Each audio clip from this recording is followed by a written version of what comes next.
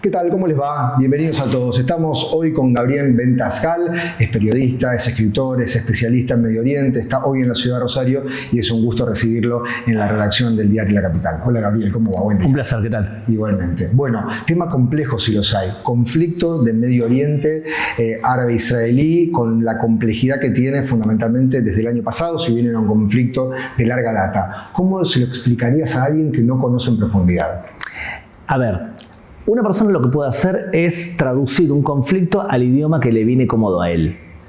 Y otra persona puede hacer escuchar lo que dice la gente local. En América Latina nos educan que los conflictos son siempre por tierra, por agua, por petróleo, por cosas materiales. Y cuando escuchas a alguien que se educa en ese tipo de pensamiento, te va a decir que el conflicto palestino-israelí es un conflicto por tierras. Y la palabra que se escucha todo el tiempo es ocupación. No es un conflicto por eso. En general, gente que habla así no se especializa en Medio Oriente. En Medio Oriente, y todo el Medio Oriente, es tribal y religioso. Tenés que especializarte en temas religiosos. Yo sé que suena raro, pero para una persona cristiana los conflictos religiosos se terminaron hace 200 años. La última guerra religiosa fue entre católicos y protestantes en Europa. En el Medio Oriente hay varias guerras a la vez. La más importante entre radicales islámicos y los que no lo son. La segunda guerra importante entre musulmanes chiitas y musulmanes sunitas. Y la tercera guerra importante es entre musulmanes y el Estado judío. Entonces, radicales islámicos consideran que cualquier Estado judío, en cualquier frontera, no puede existir. Pero lo mismo, cualquier Estado cristiano no puede existir como Estado. Entonces, el conflicto tiene mucho de religión, especialmente del lado de Hamas, de Hezbollah, de Irán. Tenés que saber religión. Consejo, si querés hablar con alguien de Medio Oriente y no te habla de religión, el tipo no habla de Medio Oriente, el tipo traduce. Y cuando hablas de conflicto religioso, son religiones imposibles de conciliar, que pueden en algún momento convivir, o ese conflicto de lo religioso que en algún punto atraviesa lo territorial porque hay un lugar en disputa, ves que se puede solucionar y es viable alguna solución posible. Totalmente. Se puede crear un Estado palestino. Si nos estás oyendo en el medio de comunicación, busca Plan Olmert del año 2008, es un plan de un mapa de un Estado palestino con ciertos intercambios territoriales que se crearían dos estados, uno judío, del pueblo judío con mayoría judía, y otro palestino donde no vivirían judíos. Ese mapa es un mapa bastante aceptable, o sea, se puede crear y hay una solución territorial, porque cuando un conflicto es por tierras o por agua o por petróleo, bueno, tú reconoces que yo tengo derecho a parte del petróleo, yo reconozco que tú tienes parte del petróleo y repartimos. Entonces se puede llegar a un acuerdo si fuese territorial.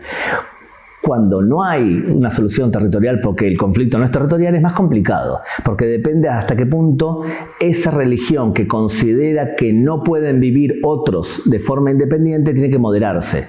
¿Se pueden las religiones moderar? Sí, totalmente.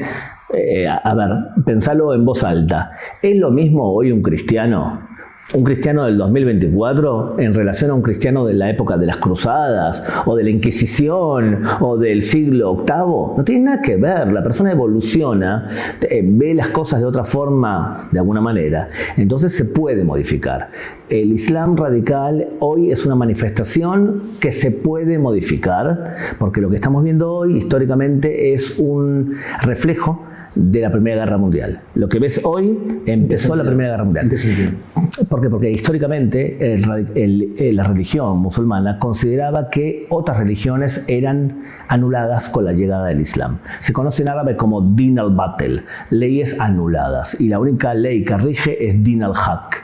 Una persona que es moderada, el imán seguramente de Rosario, te va a decir: no, nosotros pensamos que otras religiones también tienen vigencia, porque él es moderado. Pero jamás no piensa así, piensa que cristianismo y judaísmo han sido anuladas con la llegada del Islam. ¿Bien? Ahora, vos imaginate lo siguiente: durante años vos educaste a tu gente que el cristiano es inferior, porque la única verdad es el Islam. ¿Bien? Y de pronto en la Primera Guerra Mundial, Francia e Inglaterra te conquistan.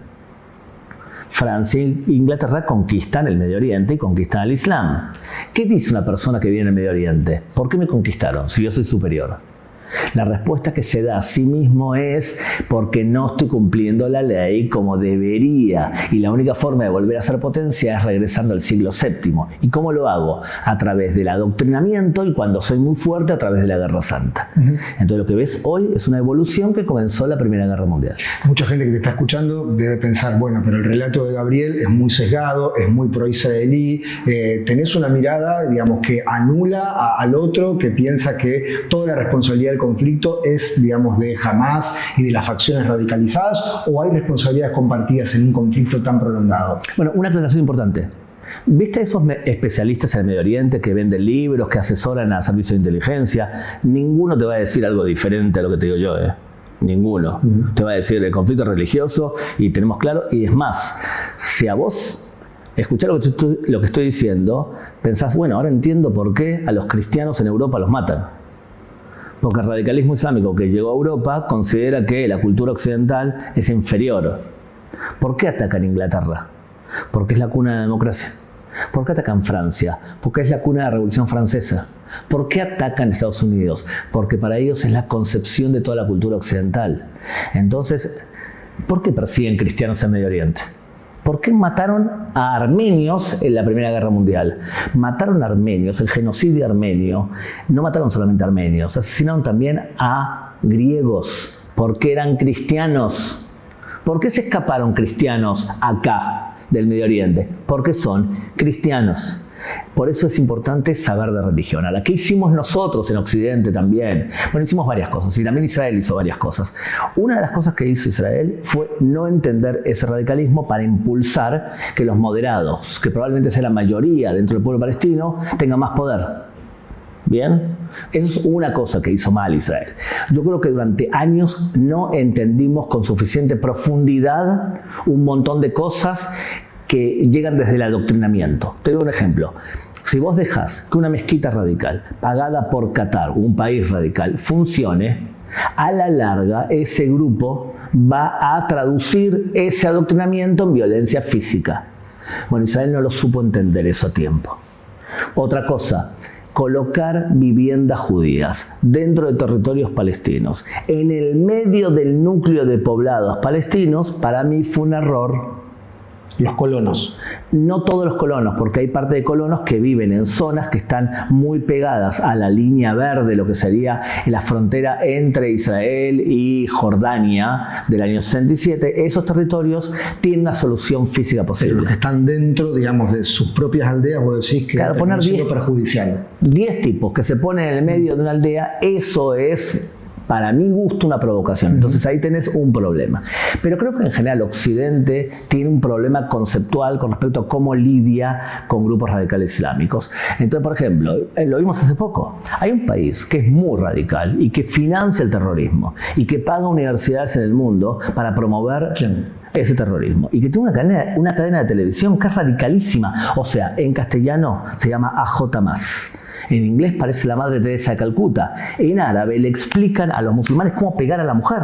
Esa cadena se llama Al Jazeera y los dueños son cataríes. Ahora, nosotros en Occidente le dimos a Qatar organizar un mundial. Estamos hablando de un país que murieron 6.000 obreros construyendo estadios muertos de calor.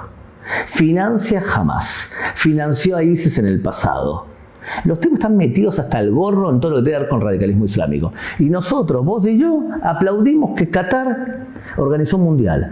¿Cuál es la diferencia entre el Mundial 78, un mundial organizado por la dictadura, un mundial en Rusia, un país no democrático, y darle a Qatar? Menos mal que ganamos. Pero es una vergüenza, es verdad. ¿Ves un paralelismo entre el aparato propagandístico de lo que implica organizar un mundial, de lo que fue Qatar y de lo que fue Argentina en el 78? Por supuesto, con la diferencia que Qatar, para poder organizar este mundial, sobornó a media humanidad. Entonces, ¿sabes qué?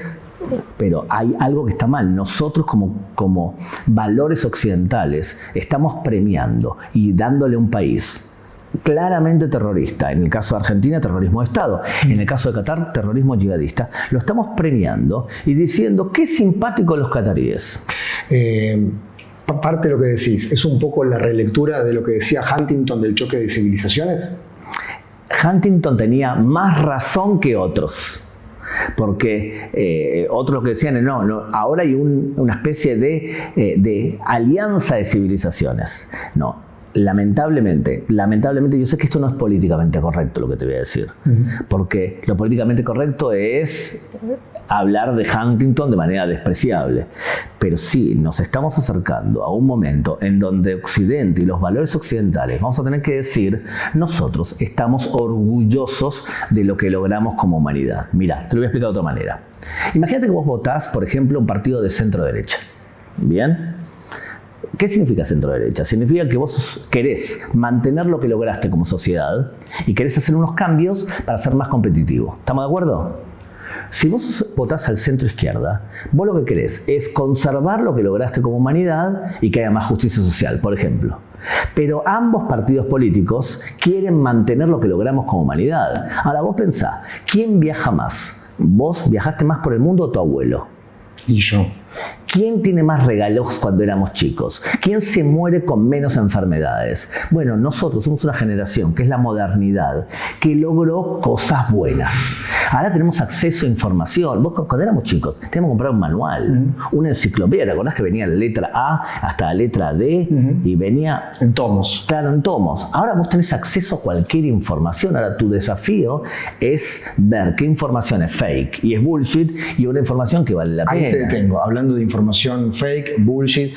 Mucho de lo que se está escuchando hoy por hoy cuando se quiere explicar el conflicto palestino-israelí es que Israel es un apartheid, que Israel comete genocidio y se recupera parte del cuestionamiento a la Segunda Guerra Mundial diciendo que, digamos, la víctima se convierte en victimario. ¿Es así? Muy bien, entonces voy dos partes. La primera, ¿te acuerdas que lo que te dije de conservador, de lo que es modernistas? Vos lo que tenés hoy en día es mucha gente que quiere destruir el sistema. Entonces son o posmodernistas de extrema izquierda o premodernistas radicales islámicos. Son aliados. Entonces es normal que la extrema izquierda sea pro-yihadista. Es normal. ¿Qué los une? El odio a la modernidad. Eso por un lado. Ahora bien, con respecto a el acceso a información y la demonización que se hace del Estado de Israel, que ustedes son iguales de los nazis. Bueno, una de las lamentables... los lamentables fenómenos que vemos es que se están copiando patrones de conducta nazis. Los nazis fueron muy astutos en el uso de la propaganda. Y lo que hicieron los nazis fue decirte que el judío no era un ser humano, sino que era una subraza. Tenía el aspecto humano, pero de verdad no eran humanos y se aprovechaban de los pueblos creativos como los arios. Entonces empezaron a utilizar esa propaganda hasta que convenció a una parte de la humanidad, y cuando vos convences a esa parte de la humanidad que vos no sos un ser humano, es más fácil demonizarte y matarte. Si vos convences a la gente que el Estado de Israel es un Estado nazi, que el Estado de Israel es un Estado clase apartheid, que el Estado de Israel es un Estado genocida, cosa que evidentemente no lo es, y puedo explicar por qué. ¿Por qué? Vos lo que estás creando es esa legitimidad que eres para que sea legítimo asesinar a ese Estado. Entonces estás copiando un patrón de conducta claramente nazi. Y vos decís, no lo es. ¿Por qué no lo es? Y porque es lógico. A ver, si Israel fuese un Estado genocida, para hacer un genocidio vos tenés que tener dos cosas. Igual que cuando vos salís a la calle a entrevistar a alguien. Vos cuando entrevistás a alguien, querés convencer a un presidente que te dé una nota. ¿Qué tenés que hacer? Gestionarlo, prepararme. O sea, tenés que tener intenciones de hacerlo y tenés que tener la capacidad de hacerlo. ¿Estamos de acuerdo? Intenciones y capacidades. Lo mismo cuando vos querés levantarte una novia. Tenés que tener la intención de hacerlo y la capacidad para poder hacerlo. Bien, intenciones y capacidades. ¿Israel tiene la capacidad técnica para poder hacer un genocidio en 5 segundos en la Franja de Gaza y en el Líbano? Sí, tiene como 300 cabezas nucleares según la prensa extranjera. Tiene la capacidad. No la intención. No la intención. Ahora pensá al revés. El Hamas el 7 de octubre, cuando vos veías el ataque, ¿tenía la intención de hacer un genocidio? Por supuesto que sí. ¿Tenía la capacidad? No. Tuvo la capacidad durante 12 horas. Y fíjate lo que hizo. O sea, uno tiene la capacidad y no tiene la intención. O sea que es medio raro crear un genocidio cuando hay en la Franja de Gaza alrededor de 38.000 muertos, de los cuales la mitad son soldados y la mitad son civiles. Es una guerra cruel, terrible. Ojalá no hubiese ocurrido. De ahí a llamar cualquier cosa genocidio, lo que estás haciendo es bastardeando genocidios de verdad. Y cuando te hablo de genocidio de verdad, te hablo de genocidio de Darfur, te hablo de genocidio de los armenios, te hablo de genocidio de los judíos, te hablo del genocidio, por ejemplo, que ahora están intentando hacer turcos contra kurdos. Ese tipo de genocidio lo está bastardeando, llamando genocidio a una guerra. Se banaliza el término. Y por supuesto, por la irresponsabilidad del uso de las palabras. Y lo otro que te quería preguntar es algo que también está muy en boga, es, bueno, pero Israel, digamos, tiene conductas segregacionistas con los palestinos, no los deja ingresar, los termina asfixiando, no le da alimento, no le da recursos, le bloquea la electricidad. ¿Cuánto de eso hay, de cierto? Bueno, son varios puntos diferentes, ¿verdad? El Estado de Israel está en guerra con los palestinos desde hace años, pero viven 2 millones de musulmanes palestinos que tienen ciudadanía israelí. Van al parlamento, tienen cantantes, tienen jefes de banco, tienen jueces. O sea que tenemos a 2 millones, el 20% de la población de Israel son musulmanes, son árabes, y muchos de ellos sirven al ejército. O sea, ¿qué tipo de segregación se hace al 20% que orgullosamente son israelíes y son nuestros ciudadanos, como ciudadanos con igual derecho y no con las mismas obligaciones? No tienen que ir al ejército, por ejemplo. ¿Está bien? O sea, que ahí tienes un tipo de palestino. Ahora, vos me estás diciendo, ¿qué pasa con los palestinos de la Franja de Gaza? ¿Qué pasa con los palestinos de Cisjordania? Bueno, estamos en guerra. Cuando vos estás en guerra, tenés que tomar medidas determinadas y, por ejemplo, tenés que cortar la electricidad. Israel no le corta la electricidad. Israel le da el 10% de electricidad. Lo que pasa es que Israel está en guerra con la Franja de Gaza. Vos, si estuvieses en guerra con Uruguay, ¿vos sos el responsable de darle a Uruguay electricidad? Te vuelvo a hacer la pregunta, ¿eh? Vos estás en guerra mañana con Uruguay. Sí, no parece lógico porque estás en una situación de enfrentamiento. Y vos estás obligado a darle electricidad a Uruguay. Vos le das electricidad a Uruguay si vos querés y pensás que es importante para que no mueran o para que tengan sus neveras funcionando para poder alimentarse. Eso es lo que pasa en Medio Oriente. Israel está en guerra con otro país, llamémoslo Gaza o llamémoslo Cisjordania. Ahora Cisjordania no. Entonces es complicado. En esas circunstancias Israel le da el 10% de energía. Lo otro que te quería preguntar, Gabriel, hay un relato de una parte de la progresía, por decirlo de alguna forma, que dice, bueno, este es un conflicto entre oprimidos y un opresor, que es el Estado de Israel, y yo estoy del lado de la resistencia. Por eso gran parte de la izquierda acompaña a Hamas y a una parte del pueblo palestino. Ese relato, ¿concuerda con la realidad, según tu punto de vista? ¿Querés que te lo diga conceptualmente de dónde viene? Para que se entienda el marco. Es decir, en los años 90 se creó en Estados Unidos, en Los Ángeles, una persona llamada Khrushchev, de apellido, decía que tu identidad me dice mucho sobre ti. O sea, empezó bien el asunto. Entonces yo te decía, por ejemplo, si vos sos una persona, sos una mujer y sos una persona de color, ¿qué probabilidades hay de que seas pobre? Alta. Y la mujer tenía razón. Ahora, lo que esto derrapó fue que lo que dicen es, ok, hay identidades que son víctimas y hay identidades que son victimarios. Entonces, ¿quiénes son las víctimas siempre? Todas las mujeres son buenas y todas las mujeres son víctimas. Todos los grupos LGTB son siempre buenos y son víctimas. Todas las personas de color son gente buena y siempre son víctimas. Todos los pobres son siempre buenos y siempre víctimas. ¿Y quiénes son los malos? Bueno, el nivel más alto de malo es el hombre blanco heterosexual. Ese es malísimo. Es el opresor por naturaleza. Entonces, esta ideología que se llama la interseccionalidad divide al mundo entre buenos y malos. Y los malos son malísimos y los buenos son buenísimos. Lo que dice la interseccionalidad es, nosotros que somos víctimas tenemos que aliarnos y apoyarnos de forma incondicional con los que nos oprimen. Ese tipo de pensamiento es intelectual, es de analfabetos pensar así. Porque vos no puedes apoyar a alguien de forma incondicional. Tenés que analizar lo que el tipo hace.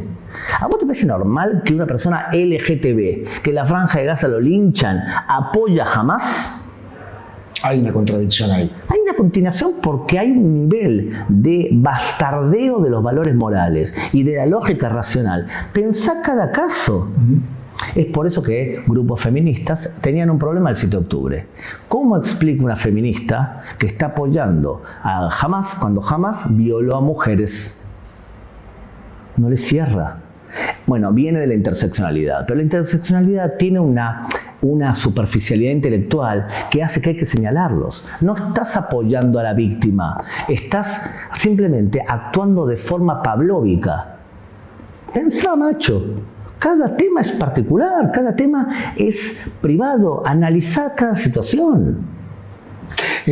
También lo otro que te quería preguntar a propósito de cómo se cuenta el conflicto en Medio Oriente, digamos, es que todo aquel que cuestiona, digamos, a la política del Estado de Israel es antisemita, antisionista. ¿Concordás con ese enfoque o se puede tener una política antigubernamental y que no necesariamente implica una negación de la existencia del pueblo judío? A ver, cuando una persona niega la existencia del Estado de Israel o promueve la destrucción, sí es un antisemita. Pero la persona que critica el Estado de Israel, pero por supuesto, bienvenido, los mayores críticos son los ciudadanos del Estado de Israel. Por supuesto, una persona que critica el Estado de Israel es totalmente legítima. ¿Cómo diferencias cuál es el límite? ¿Cómo?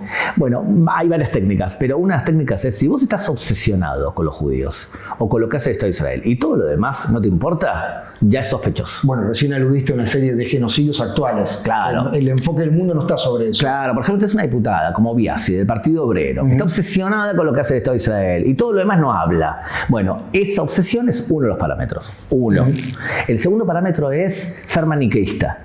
Todo para vos es blanco y negro y todo lo que hace Israel siempre es malo. Si el Estado de Israel mete agua para que los palestinos tengan para tomar agua, bueno, lo hace para quedar bien con el público, no lo hace para salvar vidas. Siempre maniqueísta y siempre es malo. Y lo tercero, insulta. Israel es genocida, Israel es nazi, Israel hace... Aparte, o sea, una persona racional que analiza el tema se da cuenta que eso no es. ¿Por qué lo haces? Por lo que te dije antes, los nazis. O sea, cuando sumás los tres, obsesión, maniqueísmo e insulto, ahí tenés un antisemita. ¿Hay más antisemitismo después del 7 de octubre de 2023? Sí, hay más, promovido por distintos factores. O sea, el antisemitismo es un fenómeno que tiene 2000 años, no es algo nuevo. Lo que pasa es que va mutando. En el pasado, cuando la religión era importante, se asesinaba a judíos en nombre de la religión. Cuando los valores sociales, el socialismo, era importante, se mataba a judíos en nombre del socialismo, por ejemplo Stalin. Cuando el nacionalismo era importante, se mataba a judíos en nombre del nacionalismo, los nazis. Y ahora que la interseccionalidad es importante, se promueve el asesinato de judíos en base a la interseccionalidad. Tiene una capacidad para mutar increíble el antisemitismo. Ahora bien, además tiene otros factores también. A ver, imagínate lo siguiente, Guille. Vos sos un defensor de los pescaditos globo bufón. Pececitos hermosos que cuando se ponen nerviosos se inflan y se transforman en espinosos. ¿Está bien? Vos sos un gran defensor de eso. Si vos salís una campaña por el mundo defendiendo los pescados estos, a los globo bufón, nadie te va a dar bola. O sea, ¿vos le darías una crónica a alguien que es un gran defensor del globo bufón? Probablemente no. Pero ¿qué pasa si el tipo dice que el mayor destructor y asesino de globo bufón son los judíos y el Estado de Israel? Ahí atrae. ¿Y por qué? Porque te da un upgrade. Vos que sos un estudioso del tema, ¿por qué, digamos, si bien es un tema, digamos, milenario, por qué se odia a esta minoría, al judío y no a otras, y por qué se ha continuado, digamos, en la humanidad? Lo que pasa que no es uniforme, no todos lo hacen por lo mismo. Algunos te dicen, se odia al judío durante años porque el judío siempre fue rebelde. Es rebelde con respecto a las normas clásicas, a los reyes, por rebeldía. Otro te va a decir, no, es un tema cultural. Siempre se lo utilizó al judío como chivo expiatorio para cuando alguien es un desgraciado echarle la culpa a alguien de afuera. Otro te va a decir, es un tema religioso. Durante años se educó que el judío asesinó a Dios y por lo tanto, si se asesinó a Dios, se puede asesinar al judío. Eso fue desde las cruzadas en adelante. O sea, hay explicaciones diferentes. Lo que pasa es que hoy el antisemitismo, que antes era un antisemitismo de corte religioso, donde una persona que era muy católica solía ser muy antisemita, hoy no es así. Hoy al contrario, cuanto más creyente la persona suele ser, más ponderada, más amigable hacia los judíos. Hoy el antisemitismo te lo promueven tres focos: el radicalismo islámico, la extrema izquierda, que es claramente antisemita, en algunos casos la izquierda, pero siempre la extrema izquierda se manifiesta de forma terriblemente antisemita. Y lo tercero es medios de comunicación que promueven agendas demonizadoras de Israel. Lo hemos visto con la BBC de Londres, que un informe terminante en contra de cómo hicieron manipulación. The Guardian también tiene una agenda. La televisión española, la televisión catalana, France 24 en castellano. ¿Y en Argentina cómo ves el abordaje que hacen los medios? Si bien es una pregunta integral, pero ¿cómo lo ves? ¿Lo ves responsable, sesgado, bien nutrido, bien preparado?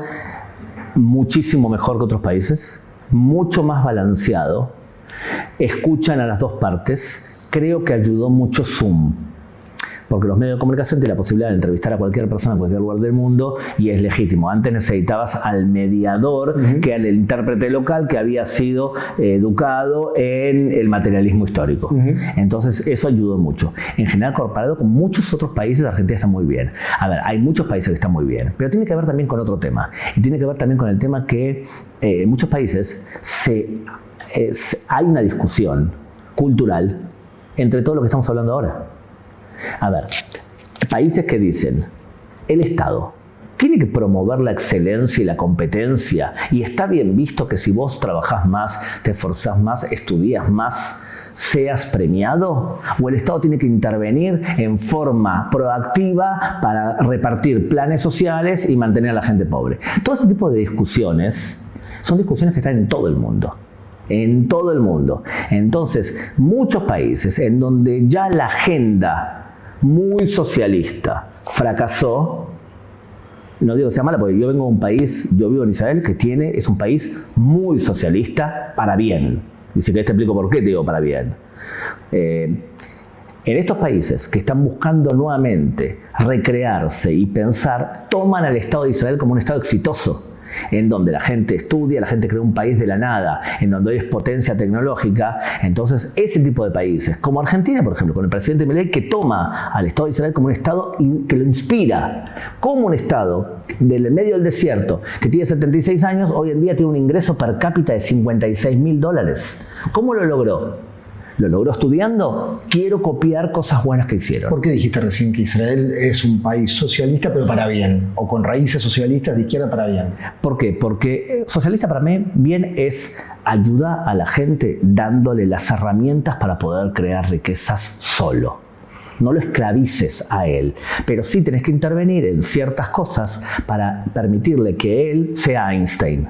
O sea, si él tiene la potencialidad para ser Einstein, dale las herramientas para que sea Einstein. Entonces, ¿dónde es donde el Estado de Israel sí actúa? El servicio de salud de Israel es socialista en todo sentido. Nosotros pagamos impuestos escalonados y el Estado te obliga a tener seguro médico y tenés aseguradoras, y por eso repartimos las vacunas tan rápido, porque las aseguradoras conocían a cada cliente y estábamos todos asegurados. Los medios de comunicación, de locomoción, son estatales. La educación, todo niño tiene que ir al colegio pagado por el Estado. Entonces hay muchas cosas que son mínimas que el Estado tiene que dar. Bien, pero por otro lado se fomenta y se felicita la producción. Vos para poder repartir tenés que producir.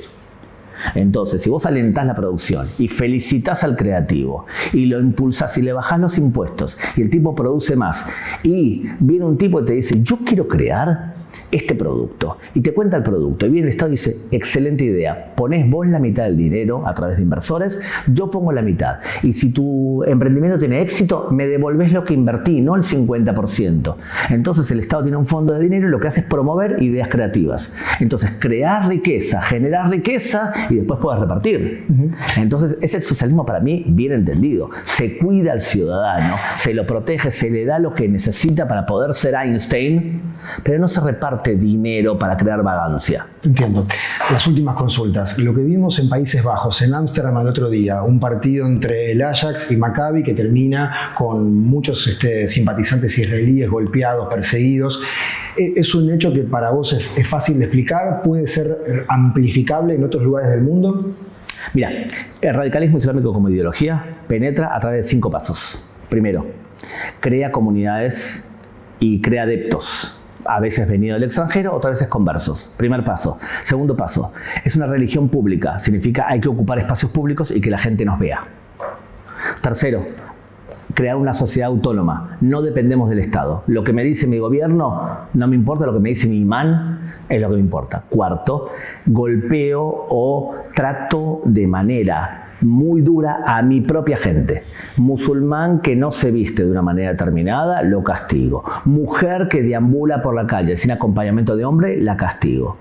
Y el quinto nivel es violencia contra judíos y cristianos. ¿Estamos bien? Ojo, hablo de radicalismo islámico. Yo estoy seguro que si una persona musulmana nos ve ahora, me dice, pero no me siento identificado con lo que dice Gabriel. Por supuesto que no, porque él no es una persona radical islámica, pero él no es lo que está pasando en Europa. Y ojo, la gran mayoría de musulmanes en el mundo no son radicales. ¿Puede pasar en estos lugares del mundo, en Argentina? Espera, 5 niveles. Sí. ¿En qué nivel estás vos en Argentina? 2. ¿En qué nivel está en Europa? 5. Hemos visto un montón de atentados terroristas contra cristianos y contra judíos en Europa, principalmente contra cristianos, durante la época de ISIS. Ahora lo que ocurre es que tras la guerra en la Franja de Gaza, muchos musulmanes de Europa o están muy enojados, o muy envalentonados, o muy efervescentes. Lo que viste en Ámsterdam es una manifestación de radicalismo islámico con tintes antisemitas contra judíos específicos que fueron a ver un partido de fútbol. Pero lo mismo te puede pasar contra un cristiano si hace una procesión en el medio de Marsella y van en Semana Santa a una procesión. Puede ser que se enojen también y le hagan también, porque es un fenómeno que ya cubrió Europa. Lo inteligente de un país es evitar llegar al nivel 5. Lo que pasa es que para poder entenderlo tenés que entender el fenómeno y no pensar de que si un tipo viene de Qatar y te trae 200 millones de dólares, ¿sabes qué? Vamos a hacer la pregunta. Universidad, ¿cuál es la universidad más prestigiosa pensás que tiene Rosario? Que no la conozco, perdón. Y la pública, la UNR, la Universidad Nacional de Rosario, como universidad o sigue facultad. Como universidad. La universidad pública. Te Sí. quiero hacer una pregunta medio comprometida. Si viene mañana a Qatar y te dice, escucha, esa universidad, la universidad pública, va a recibir 100 millones de dólares durante 5 años y quiero crear en la universidad una cátedra de Islam explicada por Qatar y quiero también que me canceles todas las clases que tenés de Holocausto, cancélalas y échame a estos 2 profesores que son demasiado pro-occidental. ¿Vos qué pensás? ¿Que la universidad lo va a aceptar? Creo que no. ¿Estás seguro? La audiencia, ¿qué piensa? ¿Lo va a aceptar? Bueno, ahora te voy a decir una frase en árabe. Vos decís que por la plata, digamos, todo se corrompe. 4.700 millones de dólares metieron en universidades de Estados Unidos. Te voy a decir una frase en árabe, te lo voy a decir en castellano. Si vos me necesitas, yo te compro. Entonces, cuando un país radical tiene con una billetera fuerte, te puede comprar e influir. Yo te digo claramente que si les traen 100 millones de dólares, ¿saben qué? Ustedes están comentando abajo. Díganme qué opinan ustedes. ¿Aceptaría una universidad pública 100 millones de dólares si le ofrecen estas condiciones que acabo de decir ahora? A lo mejor es más solapado, más silencioso. Por supuesto. Más, digamos. Por supuesto. Por eso es muy importante que países radicales islámicos sean contenidos desde el punto de vista económico. Un ejemplo, cuando el presidente Macri, ¿te acordás que hablaba de Qatar? Sus personal amigos de Qatar, que era muy amigo de... ¿De qué me estás hablando? Estás hablando de un país problemático en sí y vos te enorgulleces de eso. Está bien, puede ser amigo tuyo, pero tenés que tener un límite. Estás manchando tu camiseta con una publicidad de un país que adoctrina el radicalismo islámico. Volviendo al 7 de octubre de 2023, vos te contás lo que es Israel dentro de Medio Oriente, un país potencia, un PBI per cápita de $56.000. ¿Cómo pudo ocurrir semejante masacre sin que una potencia militar lo lograra neutralizar? En resumen, soberbia. En no resumen, por un tema de conceptual. Israel es un bastión occidental en el Medio Oriente y había 3 problemas. 1, se pensaba que Hamás estaba amedrentado, disuadido, entonces cada acción que hacía Hamás se la adaptaba al preconcepto y prejuicio que tenés. 2, estaban convencidos que se lo puede comprar, que al radicalismo islámico se lo puede comprar, o sea que dejaban entrar a trabajadores palestinos, 56.000 por día de la Franja de Gaza entraban a trabajar a Israel. Bien, porque ¿qué pensaba el gobierno? Pensaba, si ellos traen comida a su casa, no tiene lógica que nos ataquen. Eso es intentar comprarlo. O permitir que Qatar pasase maletas de dinero en efectivo a Hamás. 20 a 25 millones de dólares por mes. Y tercero, pensar que con una buena tecnología no hace falta soldados. Entonces, cúpula de hierro. Ok, baja de arriba 92% de los misiles disparados de la Franja de Gaza. Es bueno. Pero también es malo. Porque te relaja. Exacto. Porque lo ideal no sería que vos derribes cohetes. Lo ideal sería que vayas a buscar al que lo dispara. Entonces, son 3 razones que lo llamamos la concepción. La concepción es una idea, un prejuicio, y toda la información la adaptás a ese prejuicio. Después hay cosas tácticas, que hizo esto y no se dieron cuenta, ¿vale? Pero lo ideal es la concepción. Lo último, hablando de prejuicio, hay mucho prejuicio en Occidente, en Argentina, al momento de querer entender el conflicto de Medio Oriente. ¿Se conoce en profundidad el asunto o se toca de oído en muchos casos sin tanta profundidad y puede haber una condena para uno de los bandos como si fuera una pelea entre buenos y malos?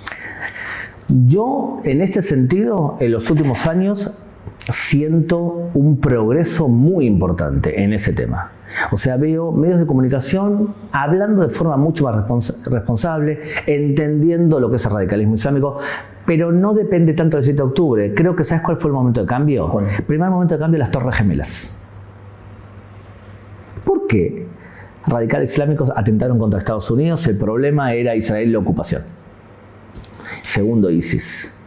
ISIS sacudió los cimientos de las concepciones materialistas a tal punto que vos te ves obligado a entender cómo piensa Hamás o ISIS, no cómo pensás vos. En ese sentido creo que Argentina, al ser un país que considero un país con tendencias intelectuales fuertes y con mucha responsabilidad, por ejemplo, en el tema de antisemitismo. O sea, los 3 países de tradición más antisemitas de habla hispana son España, Argentina y Chile. Argentina el antisemitismo no fue un tema menor históricamente. Aquel que te diga, no, en Argentina no hay antisemitismo, no hubo antisemitismo. El primer pogrom contra judíos fue en Argentina en el año 1919. El primer libro antisemita de toda América Latina fue La Bolsa del año 1890. El partido nazi más grande de todo el continente de América Latina y del mundo estaba en Argentina. Un profesor de la Universidad de Buenos Aires escribió un libro antisemita llamado El Plan Andinia, y por eso metieron a Yossi, el espía arrepentido, a averiguar cómo los judíos iban a ejecutar el Plan Andinia. El tema del antisemitismo de Argentina no es un tema menor, pero Argentina se toma el tema del antisemitismo en serio. Aprobaron leyes muy buenas, se lo toman en serio, muy en serio. Entonces yo creo que sí, hay tradición antisemita, pero Argentina es un país que se toma en serio. Chile no, y España no están conscientes hasta qué punto tiene una tradición antisemita que no la tratan. España es un problemón. Chile también, pero por otras razones. Pero Argentina en ese sentido tiene una responsabilidad que es digna de felicitar, y no depende de este gobierno. Creo que desde hace años están haciendo las cosas muy bien porque entienden que el antisemitismo es un proceso que destruye a sociedades, no solamente a los judíos. La última, con todo lo que contaste, por tu conocimiento del asunto, ¿ves una paz posible en el corto y mediano plazo o hay un odio y un enfrentamiento tan visceral que es difícil de conciliar? Es un problemón, Guille, la pregunta, porque en el mundo judío cristiano la paz es un concepto teológico de armonía total. En el radicalismo islámico, y otra vez, no en el Islam, no existe el concepto de paz, existe el concepto de utna, de tregua. Y es cuando el otro es muy fuerte, vos podés ceder durante un tiempo para que no haya guerra. ¿Me seguiste? Entonces, ¿puede haber una utna, una tregua? Sí, sin duda. Y yo estoy de acuerdo con una utna, una tregua de 1000 años. ¿Estoy dispuesto a ceder territorios y crear un Estado palestino para que haya un Estado palestino, que haya una utna, una tregua de 1000 años? Sí. Para el judaísmo clásico, las tierras no son importantes en comparación a la vida. Lo más importante es la vida. Las tierras se pueden ceder. Así te va a decir un israelí, un judío clásico. Entonces sí, estoy de acuerdo de eso. ¿Se puede llegar a corto plazo? No. Porque, como te dije antes, debido a que el radicalismo islámico es el que está detrás de todo este asunto, se tiene que moderar. Y para que se modere, tenemos que vencerlo. Gabriel, gracias por estos minutos con La Capital. Por favor.